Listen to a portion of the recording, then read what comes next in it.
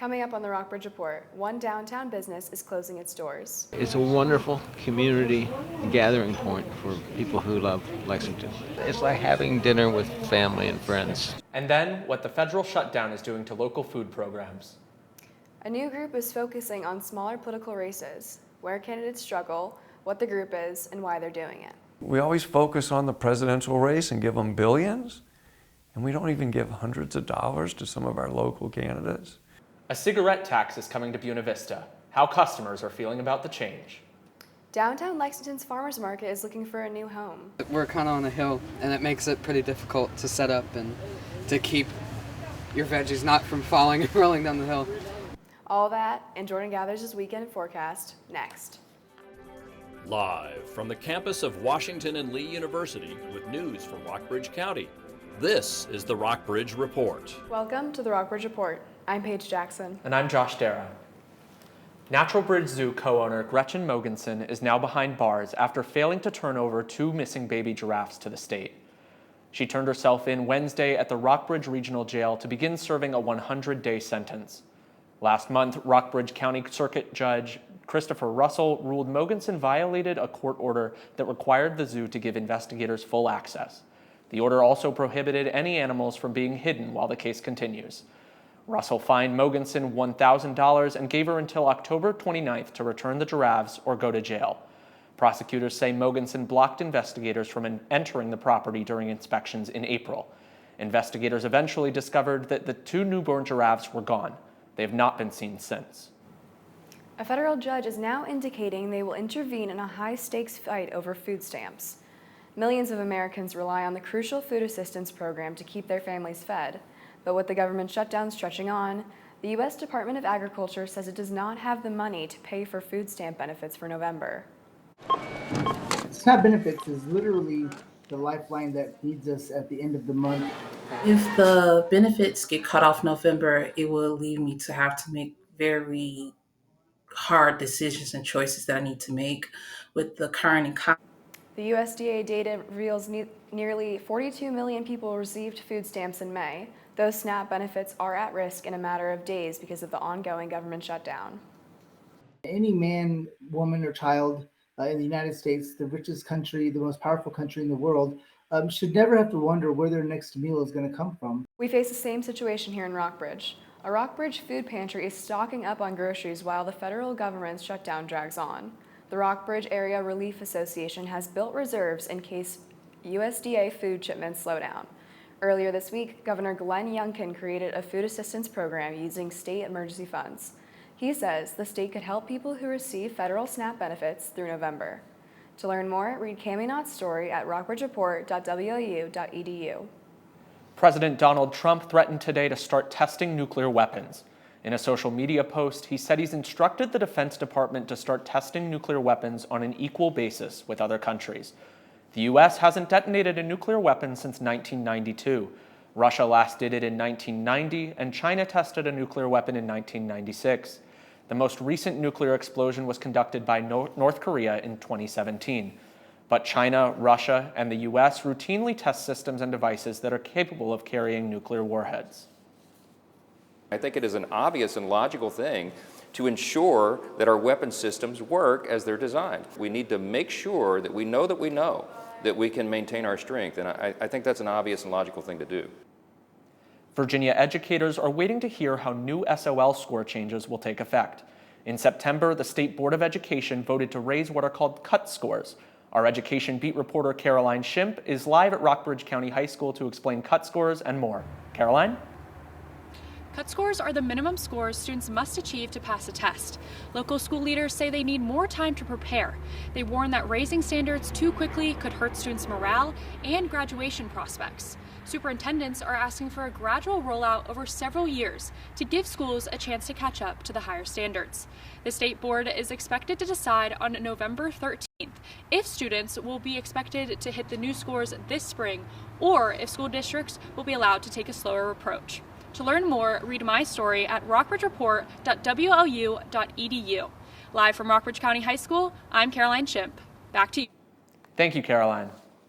A Virginia teacher shot by a 6-year-old student is suing Newport News Public Schools District for $40 million. Her Her attorneys say former assistant principal Ebony Parker ignored warnings about the boy. On Wednesday, Abby Zwerner's twin sister was among those who testified in court about how the shooting changed Abby's life forever. Emily Harrison has the details. I don't know if we can get through these doors. I have no clue. We haven't even tried. Sorry. Good job. Thank you. But her sister has changed since January 6, 2023. She had a lot to be excited about, and she doesn't anymore. And so that light has kind of dimmed. Doctors then showed the physical injuries Abby will have for the rest of her life. Dr. Daniel Mudd says his team cannot remove the bullet in Zwerner's body because it is only inches from her heart. Other doctors detailed the multiple surgeries done to her hand as the bullet traveled through it and pierced her chest. She'll certainly never have the exact same range of motion as the other side. A devastating injury is a devastating injury. Zwerner's legal team also introduced new surveillance and body camera video as medics and first responders descended on Rich Neck Elementary School. While Dr. Ebony Parker's team stayed mostly quiet, they vigorously fought back against claims that Dr. Parker could have done more. Parker's attorney says she was bound by law to monitor state testing happening at the exact same time, but Zwerner's expert witness disagreed. It's almost like a triage situation. You have to determine what's more important, what is more urgent at this time. And a report of a firearm stops everything. The trial is expected to last for the next 2 weeks. Abby Zwerner could take the stand as early as Thursday. Back in Lexington, the end of 2025 will also mark the end of Bistro on Main's run in Lexington. The restaurant has served downtown for more than 2 decades. It will close December 24th. Aiden Kelsey reports.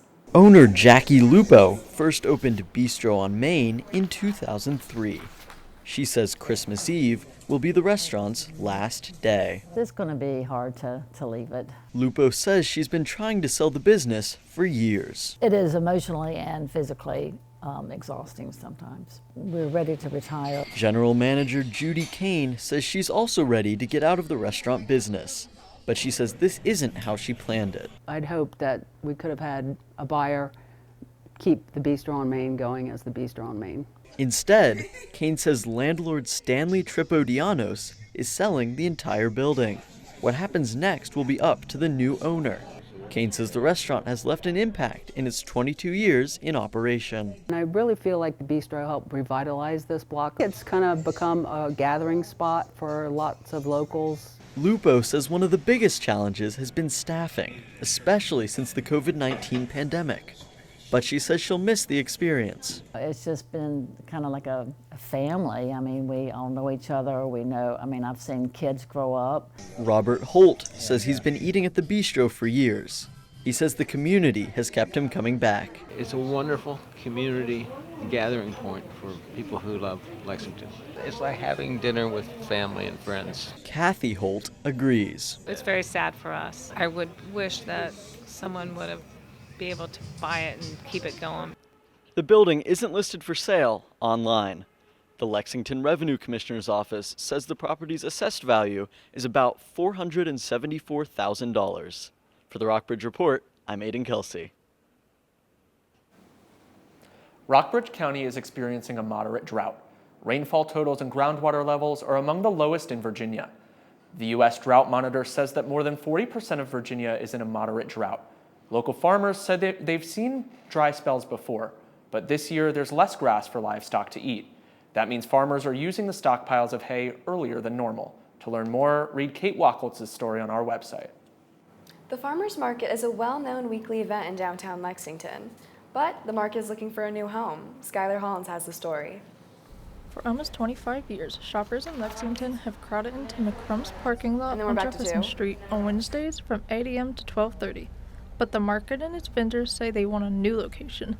They're losing business, and they're tired of chasing runaway vegetables. We're kind of on a hill, and it makes it pretty difficult to set up and to keep your veggies not from falling and rolling down the hill. That's one of the reasons that manager Nina Cowder suggested that the farmers market move. She says she thought the market would relocate to the Food Lion parking lot in Stonewall Square, but Food Lion offered a contract that only lasted from May to November. That's not a deal that we can take. Food Lion would not open that space up to us for a year-round space, then we're not considering it. anymore. Vendors also worry about the downtown parking lot's condition. Its surface has cracks and missing chunks. I have a family friend who comes to the market every week, and she is concerned about the steepness of the parking lot and possibly falling. That's definitely a concern, and I would like a location that's safer for her. Another issue is the lack of parking for customers. They're looking for parking, and they circle twice, and then I don't see them again. Customers have mixed feelings about a new location for the market. It's so cozy here, and it feels really nostalgic and lovely to have it right in the heart of town. The people here at the farmers market are great people, and it's a lot of fun to actually talk to different people from different walks of life and just enjoy. Cowder says the market will stay put for now, but she is still looking for a new location. For the Rockbridge Report, I'm Skylar Hollins. Buena Vista has a cigarette tax on the way. We have how much and when the tax will go into effect. The rain sure hit us hard yesterday, but now it's looking like a beautiful day here in Lexington. Will this weather continue to hold up for Halloween night? I'm Jordan Gathers, and I'll have your weekly weather forecast coming up. Democrats are starting to play a long game in Virginia. One group is focusing on smaller races, how it's helping Democratic candidates, next. Welcome back to the Rockbridge Report. The Buena Vista City Council voted earlier this month to enact a 25-cent cigarette tax. Mayor Tyson Cooper cast the tie-breaking vote. The city plans to use the $100,000 to pay park employees for upkeep of the trails and cutting the grass. The mayor says the decision is an investment in public health, but local gas station employees are worried the tax will hurt their businesses. The tax will go into effect on January 1st. To learn more, read Sydney DeVore's story on our website. Historically, Democrats have funneled most of their money into the big, winnable races. But a new group called Virginia Value Pack 27 is focusing on smaller races where candidates struggle. Isabella Custard has the story. Democrats are starting to play a long game in Virginia. They're running candidates in all 100 House seats this election. And they're even funding long-shot campaigns in red-dominated districts like Rockbridge County. PAC 27 was created this year to fund Democratic candidates in the state's 27 most Republican-leaning districts. Rockbridge Area Democrats Chair Herb Rubenstein. PAC 27 flipped on its head the entire theory of how you raise money for candidates. And that is you pick the 27 most Republican, the reddest districts, and you put your money there. It's a counterintuitive political strategy, the opposite of what Democrats have done in previous elections. We always focus on the presidential race and give them billions, and we don't even give hundreds of dollars to some of our local candidates. So we have to go local. First-time candidates Michaela Venable of the 36th District and Andrew Hartless of the 37th District are two recipients of PAC 27 donations. Venable faces incumbent Ellen Campbell. Hartless is racing against long-standing incumbent Terry Austin. Hartless says he's forcing the Republicans to spend money on the smaller races and taking away cash from bigger contests. I'm making him spend his war chest, which is overall straining the resources of the Republican Party. PAC 27 says it divides donations equally between all 27 candidates, but donors can also choose which campaigns to support. Hartless and Venable say they've each received about $6,000. Venable says they've used the money to buy radio ads, signs, and billboards. We've been able to be more visible. Rubenstein says initiatives like PAC 27 are important, even though the 36th and 37th district seats probably won't flip this year. Election Day is just around the corner. Early voting ends on Saturday, and the polls will be open on Election Day from 6 a.m. to 7 p.m. For the Rockbridge Report, I'm Isabella Custard. Voters in Rockbridge County have a variety of choices for 2 seats on the Board of Supervisors. Boyd Brown and Steve Hart are running for the Carrs Creek seat. Toria Brown, Steve Reese, and incumbent Jay Lewis are running for the Walkers Creek seat. To learn more, read Juliet Zahanage's story on our website. Next Tuesday is election night.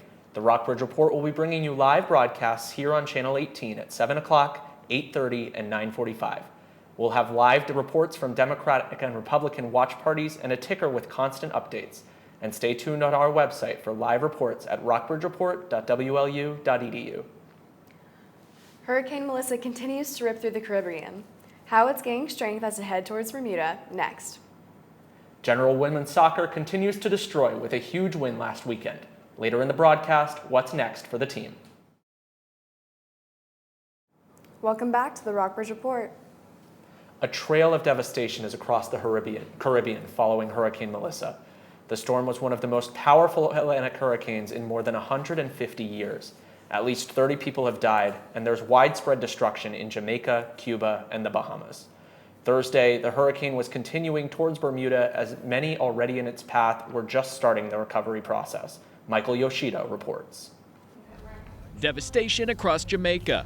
Homes destroyed and neighborhoods underwater. Infrastructure left failing after Hurricane Melissa slammed into the country as a powerful Category 5 storm. Whipping winds and unrelenting rain battered the country. The southern and western sides of the island feeling the full force of the hurricane. The entire infrastructure and everything needed for the convenience of modern living is destroyed. Caravans of vehicles seen as first responders and others tried to make their way through the aftermath. Officials saying it could take days or weeks to determine the full toll of Melissa. The supermarkets, the bakery, everything has been washed away. The Bahamas, Cuba, Dominican Republic, and Haiti also impacted by torrential flooding rain and powerful winds. Across the Caribbean, at least 30 people have died as rescue and recovery missions are underway. Emergency crews are also rushing to restore power and begin the cleanup. The situation here is devastating. We need all in help that we can. And conditions are going to deteriorate as the day progresses. Several international efforts have launched to aid in the recovery. The United Kingdom, China, and United States announced humanitarian funding and resources will be sent to those affected across the Caribbean. So keep the positive outlook, keep hope alive, and we will get through this and we will rebuild better. In Washington, Michael Yoshida. Well, Rockbridge County may be in the spread of a drought, but last night's weather was no indication, Paige. It certainly was not, and I needed my rain boots and my umbrella this morning. Will I need them again tonight, Jordan? It was a pretty nasty night, but I can assure you we won't see that weather for long. Let's go take a look at it. As we can see now, downtown Lexington is looking quite beautiful. We do have some cloud coverage, but the sun is still shining bright with an array of different colored leaves on the ground, making Lexington look beautiful. And as we move into our current conditions, we have a high of 61 and a low of 40. The barometric pressure sits at 29.52 inches, wind speed hitting us at 9 miles per hour with dry humidity at 63%. And as we move into our radar, we start to see that in the Lexington and Buena Vista area, we have very minimal cloud coverage, but we still have some. And as we move towards the southwestern region, we have a lot of cloud coverage, even some rains trying to make its way up into the northeastern regions, but it doesn't make its way here yet. And as we move into our regional conditions, in the east, we have Charlottesville in the northeastern region with a high of 62, sunny. Stanton sits at 57, cloudy. Lexington and Buena Vista sharing the same temperature at 61, but fairly sunny. Down in the south, we have Lynchburg at 63 and sunny. And as we move further west, we see Covington is experiencing some coldness with the 57 and cloudy. And down in the south, Roanoke is sitting beautifully at 61 and sunny. Now, as we get into our 5-day weather forecast, we have a high of 58 on Friday with a low of 34. Thanks, Jordan. Well, coming up on the Rockbridge Report, one father and son duo is running the walking school bus for kids who can't walk alone to school. And then, before the season even starts, Mary Slicener is already winning awards. Welcome back to the Rockbridge Report. WNL is starting ODAX this week, which means other schools are headed into their championship conferences. That's right. We're already wrapping up this regular season for many WNL sports. We've performed pretty well, right, Kate? Yeah, it's gone by so fast. Washington and Lee's field hockey team closed out its home regular season schedule last night, defeating Eastern Mennonite University 5-0. The team has a perfect 7-0 record at home this year. The men's soccer team also took a win last night. They secured a 2-0 victory at Bridgewater yesterday. This weekend, men's and women's cross country will compete in the ODAC championships, and women's soccer will compete in ODAC quarterfinals. The team has only lost 2 games so far this season, with their most recent victory last weekend. The team beat Averett University 12-0 to celebrate Senior Day during WNL's Family and Parents Weekend. After 5 home games last weekend, several Washington and Lee teams are on the road. Volleyball, field hockey, football, and men's soccer will all play away games this Saturday. Looking towards winter sports, Mary Slicener of General's women's basketball was named a preseason first-team All-American by D3Hoops.com. This is her 3rd straight preseason award and 2nd straight first-team selection. The men's wrestling coach, Nathan Shearer, has been appointed to the NCAA Divisions II and III Men's Wrestling Rules Committee. October marked the beginning of his 4-year term. VMI women's soccer suffered 2 losses this past week. The team lost to ETSU on Sunday 3-0. On Tuesday, they lost to number 7 UNCG 2-0. I had a great time last weekend. 3 different SVU teams defeated Mary Baldwin University. Men's soccer beat the school 5-2. Women's soccer traveled to Stanton to bring home a huge 4-1 win. Women's volleyball destroyed Mary Baldwin last night 3-0. In the first set, Mary Baldwin scored only 7 points. I had a great time watching the Generals over Parents Weekend, and I can't wait to see them back at home next week. Back to you, Josh. Thank you, Kate. In Wisconsin, a walking school bus program is helping kids get to school safely and on time. Lauren Skilba spoke with both the coordinator and a volunteer who just happened to be father and son. Those little legs. That's the sound of the walking school bus. You got it. It's how Stuart and Spencer Wood start most of their weekday mornings. Getting up in the morning and walking these students to school every day is amazing. Stuart is Spencer's dad. He's also the walking school bus coordinator. I walked all of my own children to school when they're young growing up, and I valued that a lot. How you doing this morning? Spencer is a volunteer. Good. And seeing what he does now, it kind of inspired me to come and help. Together they walk to pick up students near their homes. The group makes their way to more students and eventually to school, just like a school bus. The exercise is good for everybody, and getting them in as quickly as we can to make sure that they get a healthy breakfast at school is paramount. It's an offering from United Way of Racine County in partnership with Racine Unified School District. Currently, 23 students utilize these services across Knapp and Julian Thomas elementaries. Students who use this service live too close to school to be on a bus route, but may not be able to walk to school by themselves. This program allows parents another opportunity to get their student to school without having to worry about getting them to school on time. Watch your step here. It also helps students and their families establish a routine. They get a text, they know that we're coming, that allows them to do other things. And they need help to make it happen. If we had more volunteers, we'd be able to expand and maybe go in another direction and help a number of other families who I've spoken to who would benefit from the walking school bus. They're hustling. It's a short morning commitment with a big impact. Yep, you're good. Not only am I having an influence on these students, but so's my son. Whatever I am to them, I'm happy to assist them. That's all for the Rockbridge Report. Thanks for watching. Have a good evening.